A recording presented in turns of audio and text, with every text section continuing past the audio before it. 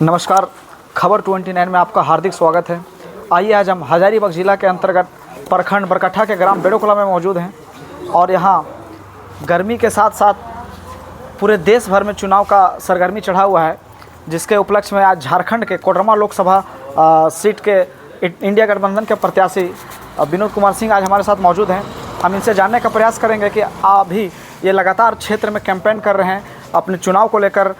2024 में जो चुनाव है उसको लेकर ये लगातार क्षेत्र में कैंपेन करें, तो हम जानने का प्रयास कर रहे हैं क्या माहौल है, कैसे लोगों को ये मोटिवेट कर रहे हैं, किन वादों के साथ ये अपने लोकसभा सांसद को जीतना चाहते हैं। आइए हम जानने का प्रयास करते हैं, तब तक आप खबर 29 के साथ। सर, सबसे पहले आपको खबर 29 में हार्दिक स्वागत है। सर जी शुक्रिया।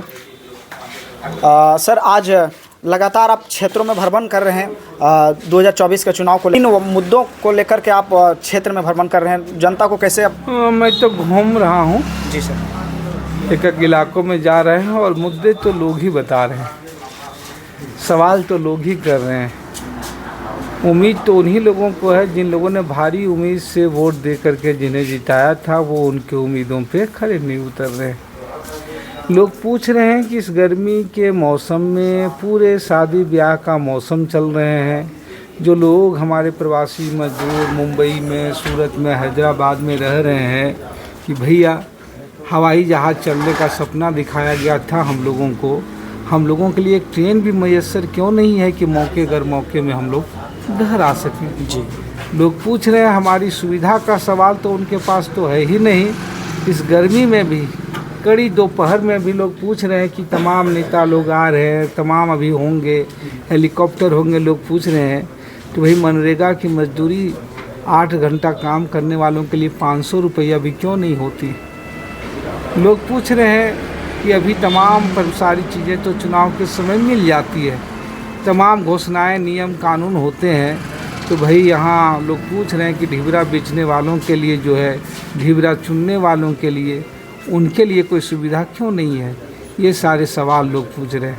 ये बहुत अहम सवाल है सर। इस गर्मी में भी लोग शादी ब्याह सारी चीज़ें हो रही है, लोग रिश्ते जुड़ रहे हैं, तब लोग जान रहे हैं कि जो बच्चे जो लड़कियां पढ़ रहे हैं उनकी हायर एजुकेशन की स्थिति ये है।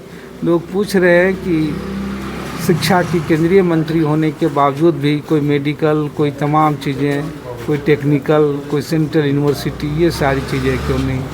लोग पूछ रहे हैं, जब विभिन्न गांव में जा रहे हैं तो लोग तंज कसते हुए पूछते हैं कि भैया आए तो रोड कैसा लगा आपको, रोड में चोट तो नहीं पहुंची उससे, क्योंकि लोग जान रहे हैं कि आकांक्षी जिला घोषित होने के बावजूद गिरिडीह के 350 से ज़्यादा गाँवों को जो है सो प्रधानमंत्री ग्राम सड़क योजना के तहत राशि नहीं दी गई। आज जो कुछ भी थोड़ा निर्माण आपको दिख रहा है इलाके में, वो मुख्यमंत्री के द्वारा दिख रहा है, वो राज्य सरकार के द्वारा दिख रहा है। लोग पूछ रहे हैं मुद्दे, एक घर में महिलाएं हाथ पकड़ के ले जाती है। देखिए बाबू, प्रधानमंत्री आवास में सूचित था, लिस्ट में नाम था, 2 साल से मुखिया जी बोले, लोग बोले थे पैसा नहीं आया, काहे नहीं प्रधानमंत्री आवास का पैसा आया। तो ये सारे सवाल मुद्दे तो लोग खुद ही पूछ रहे हैं। बता सर, ये 5 साल तो बीत गया और लोग जान भी गए क्या काम हो पाए हैं।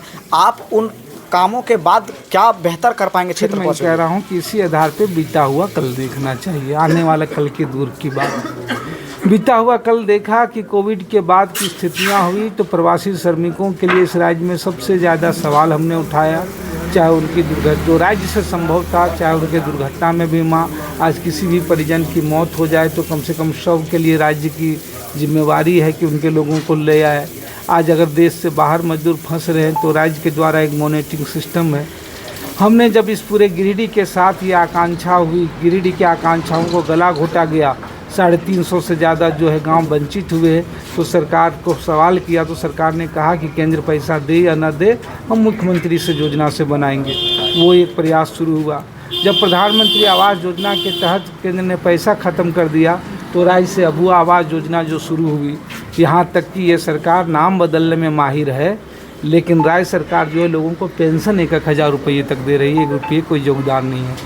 लोगों ने देखा है एक एमएलए के बतौर राज्य के कहीं भी कि कोई सवाल हों, जनहित के मुद्दे हों, पब्लिक के मुद्दे हों, उन सवालों में हम लड़ते रहे हैं। इसलिए लोग चाहते हैं कि इस आवाज़ों को बुलंदी से उठाने वाला देश के संसद में जाए, ताकि केंद्र के पैमाने में भी कोडरमा का नाम रोशन। ये इंडिया गठबंधन से प्रत्याशी हैं कोडरमा लोकसभा क्षेत्र से, और ये अपनी मेहनत और लगातार क्षेत्र में भ्रमण करते हुए लोगों की समस्याओं को अवगत होते हुए आने वाले दिनों में क्या बेहतर हो सके इस पर मंथन कर रहे हैं। और हम चाहेंगे कि इसी प्रकार से और भी तमाम खबर को जानने के लिए, सुनने के लिए खबर 29 के साथ बने रहें। धन्यवाद।